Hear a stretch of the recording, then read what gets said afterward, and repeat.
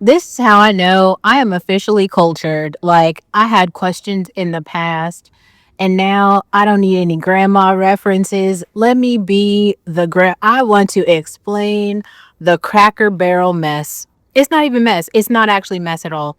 I get it from both sides. Here is what happened. The Cracker Barrel is a restaurant. We will talk about that, but I just want to like lay the foundation because I was trying to figure out what happened. I didn't know. I don't keep up with the Cracker Barrel. Okay, so the Cracker Barrel changed the logo, and I will put both logos so you can see the logo. And the MAGA conservatives are upset. Now, obviously, if you're here, you probably know I grew up in California, so I have yogurt all over my mouth. You have to It is what it is. I was eating breakfast. Anyway, so I grew up in California. We don't have Cracker Barrel here. This isn't like what do they call what are we on the West Coast? We don't have Cracker Barrel. But then when I moved to Tennessee, I learned what the Cracker Barrel was. Now, it was like, man, I gotta say, I had a Nashville experience, so I don't know about Memphis or any of the other black towns. Nashville is super, super white. So anyway, very shortly, I want to say like fucking a week after I got to Tennessee, I learned what the fucking Cracker Barrel was because the Cracker Barrel is McDonald's for country people. I don't know how else to say. You know how like when you're little, if you're from California or like New York, you probably get it. Like there's just a McDonald's like everywhere. You know the nuggets, you know what I mean? The nuggets and the french fries and the soda. That's what Cracker Barrel is, but for like southern country white people. It's like pancakes. They waffles are not a thing. So they've got bacon, eggs, pancakes, soda, coffee, and tables. It's fucking literally like a little like Denny's. It's kind of like Denny's, but the menu is not expansive. There's like four breakfast things on the menu, but they also serve dinner. So the dinner people who go to Cracker Barrel, think of like the old crowd of like senior citizens with the prune juice. They go there and they have a couple things for dinner like a roast beef, they've got some potatoes, I don't know. Just think of like a very bland American dinner. That's what it is. But Cracker, I mean, how can I put it? Like, if you're old and you play bingo, Cracker Barrel is like the hot spot. It's like the senior citizen home. Like that's where you go. But then also, if you really think about what McDonald's was for you as a kid, like it was seminal. They got the Playhouse, they got the nuggets, the French fries. Cracker Barrel's like that, except on the outside of it, they have these little rocking chairs. And then Dolly Parton's pick. Just think of Dolly Parton and what she is as a figure. If you don't know who she is, she's got that little song, Working 9 to 5. Okay. I can tell you all of this. And I can also tell you about the customers at the Cracker Barrel because, girl, I worked as a server at the Cracker Barrel and I can give you the fucking down low. Like, I didn't even know. I didn't know. This is where I got the name Country Biscuit. That's why I started calling those like Southern white people Country Biscuits because I'm like, oh my God. It's like okay, so also with the Cracker Barrel, when you go to a table, they literally give you a basket of biscuits and they give you butter and jam for free. Like everybody gets it. So no matter how much you spend, you go to the Cracker Barrel. But then also you'd have to remember, and I can only tell you like 2024, 2025, how do you say it? Southern history and really specifically like Southern white history cuz like the Memphis people and the Atlanta Southern folks, they ain't eating at the Cracker Barrel. The Cracker Barrel is very like lower class. This is like there are, but I really feel like it's also like a Southern thing because like there are people who have money who eat at McDonald's. There are people who have money who eat at Cracker Barrel. It ain't many, but some like everybody knows what the Cracker Barrel is. But even if you're talking about breakfast for like a family, you're gonna spend like I don't know, maybe like a whole ticket for a whole family, $30, $35, and like everybody's eating. So you see like large families, I don't know how to put it. Like everybody fucking goes to the Cracker Barrel. So it is definitely like this country bumpkin, country biscuit staple. Like, I feel like Morgan Wallen grew up. Him and Roseanne were at the Cracker Barrel every fucking week. Like, this is the jam, okay? Like, they literally have jam. So, and I will tell the fucking Cracker Barrel biscuits, they hit. They're so fucking good. You will get fat eating Cracker Barrel biscuits all day, but those, they slap. They're really good with the butter, with the melted butter. Like, I would always fill my tables up with Cracker Barrel biscuits. Like, that shit slaps. There's some positive. Now, here's what I already made. I have a whole playlist about like why I think what young women should be servers. Young black women specifically, you should, if you want to learn something about like Roseanne society and understand it on this like anthropological level, go work at the Cracker Barrel, bro. They all go in there. You like, I had a table of bigots a couple times, like, and when you see this shit up close and personal, you're like, oh my god, like,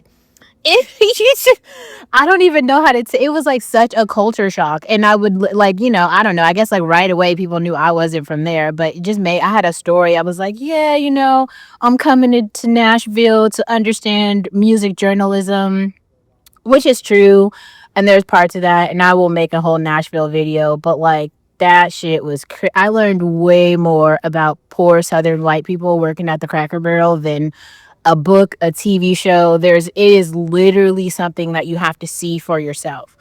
I will still go back. Go watch my Roseanne video if you haven't seen it, because there's all these like social and cultural things. But like the Cracker Barrel is where Roseanne and the folks go on Sunday. So it's just strange to see all of them be up in arms about the logo changing. I just would wonder why. Like, it's still giving old country Cracker Barrel and Dolly Parton. So I'm not sure. And I will also say this, even on a bad day at a Cracker Barrel shift, I would make like $150. There was also, this is actually really cool about this experience. There was this woman that I worked with, and she was fucking like 87, and she'd been serving all of her life, and she had this like section that was just her section, and like every shift this old lady was walking away with like $350. So that old woman was making bank.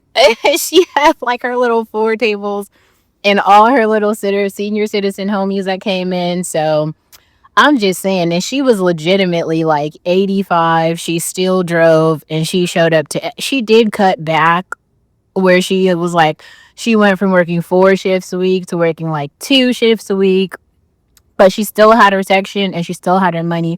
And also, Tennessee, like Nashville is cheap. Like, the first apartment I got was like $1,500 a month. Like, it's not even expensive. So if you're making, $200 a day, say, like, you could for sure foot rent. I think a lot of the problems in like those parts of the country are just it's like drugs, and then pookies, like white pookies. We can talk about white pookies, like, but we would have to, that's another topic. The point is, if you're making that kind of money and you really just like eat your dinner and fucking like pay your rent, you could do that for like 80 years. Most people suffer from like crack or drug addiction or something. There was a lot of girls who worked there who were like drug addicts. Like, I don't even know how else to say. People just be like strung out, like going to work, and you're just like, holy shit. But for some kind of way, this must be like genetic. Somebody should study this shit. But like, crackheads be showing up to work for like 20 years. You just feel like, how have you had this problem for 20 fucking years, and you keep you like, they will clock in literally. Like, there was one woman, I think she was like 57, and she was like fresh out of rehab. There was a bunch of, oh my god, wait, I've got the best Cracker Barrel story ever. I had never told the story because I couldn't. Because like, I was like living in Tennessee at the time, and there's no way you could tell the story. But here's something that actually happened. Okay, so this is like, I ended up like leaving. I went from the Cracker Barrel to the Hampton Social. So the Hampton Social was the place on Broadway, and it's like where all the bachelorettes go. So I served there, and like way better, made way more money. Like, every shift there, I was making like $350, and I only worked dinner shifts. So I mean, but for breakfast serving, when you're just getting your foot in, $150 cash, like you're walking out with cash every day, is like actually pretty chill. Anyway, so as I'm making this transition to like the new place or whatever, I was still working a couple shifts at the Cracker Barrel because I was going through training, right? Now, there was a girl there who was like one of the lead servers, and she was dating like some dude who was like one of the chefs there. He was like younger than her. I want to say she was like 39, and he was like 25. Now, they were like in a relationship and they had just purchased like a car together. Oh my God, this story is like straight from one of like the CSI crime novels. Anyway, so this is a real story. This really happened. So then, so I'm at the new shift or whatever, and I start texting one of my friends who's there. She's like the person who runs the window or whatever, and she does that, and she's been doing that for a couple years. Anyway, so she texts me. She's like, "Did you hear what happened to Diana?" And I was like, "No, girl. Like I've been over here. I don't even know what happened. What happened?" And she was like, "They found Diana dead in her car in the parking lot at the Target." And I was like, "Stop playing with me. Like there ain't no way." And so then I report, like, I'm like, nah, she's joking. And I told her, I'm like, no, I do, like, I'm writing. She's like, dude, use some of your, like, reporting, like, research chops to figure out what happened. So I do. I start asking around. I start researching. I'm, like, looking at the obituaries and shit. And I was like, damn, they really found her body in the Target parking lot that was in, like, if you know, like, Midtown, like, I guess it was so fucking weird. She's, like, in the back seat of the car. I guess she ended up dying from an overdose because she was also like a recovering drug addict or some kind of way. But they just found her body in the car, and like here's the weird thing: the whole time she's been dead for a couple days in the car at Target, her boyfriend is still showing up to work. So it was insane. Basically, all the servers had gone on this like witch hunt where we're trying to figure out if he murdered her because like she was like legit dead, and he had been showing up to work and he didn't say shit, and that was like her whole ass boyfriend. Like they bought the car together.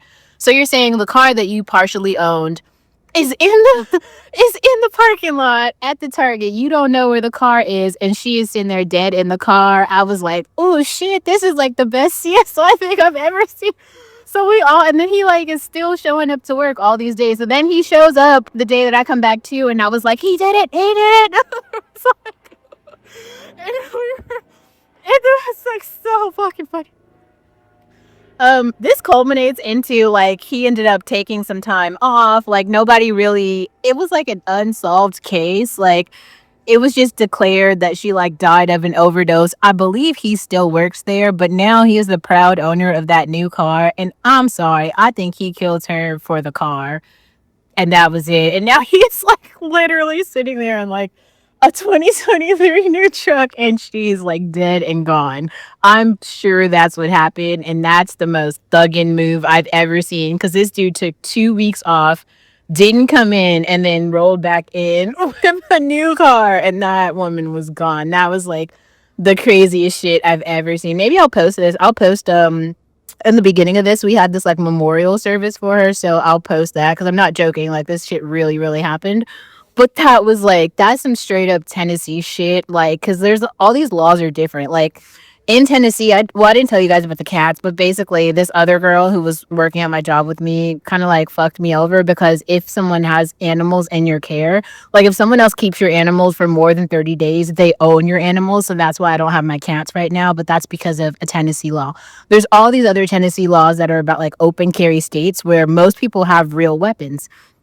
So, like, if you have beef with somebody, you might actually hear about somebody getting shot up on the freeway because they legitimately, like, follow them in a truck and just shoot them. So, that type of shit actually happens. I would probably say it happens a little bit more in certain areas, on certain highways. You should follow Amir Odom because he's kind of hinted at this a lot, like, a few times. Like, I don't like driving on this freeway because blah, blah, blah. He goes into it. But also, like, the other thing, too, about me, I was living in downtown. And then when I got the car, I was usually using the car to go to Belmead because in Belmead, that's where they have like a lot of the old vineyards. They also have like a converted botanical garden. So I did a bunch of blogs there. Maybe I'll just make a whole Tennessee playlist so you can see all of the national parks and stuff. And when I would take the cats hiking, we would go to Cheekwood, which was in Belmead. So I never actually got really on the freeways to go see kind of like the shooter up part to town. Living in downtown's not like that. And also whole other things. We'll make a whole Tennessee video, but yeah, Cracker Barrel's fucking crazy. It is, yeah, it's just kind of known, at least for the wait staff, to be like the place of working drug addicts. So everybody's like using crack or something there. And then there's a whole other thing where there's the customer base. They're just like poor and go to breakfast, lunch, and dinner, which is not even like a shady thing. Like if you were basically able to walk coffee to a table and clean your apron, once a week, you could walk out, with $150 every day, which is like real cash. And there are fucking stories to tell. I kind of vlogged my Cracker Barrel experience, but some of it was a bit overwhelming because I just never, it was such a culture shock. Like now I can like reflect back on what happened, but bro, before that shit like happened in person, it was just like, is this real? You know what I mean? Like, I don't know. No, oh God, like that shit really happened. The Cracker Barrel is super hood. It's also a staple of the South. I don't know how to say it. Like that is where I got the name Cracker Country Biscuit. Like, so shout out to Cracker Barrel and all the people who love that place. The biscuits slap, and that's a real thing. So yeah.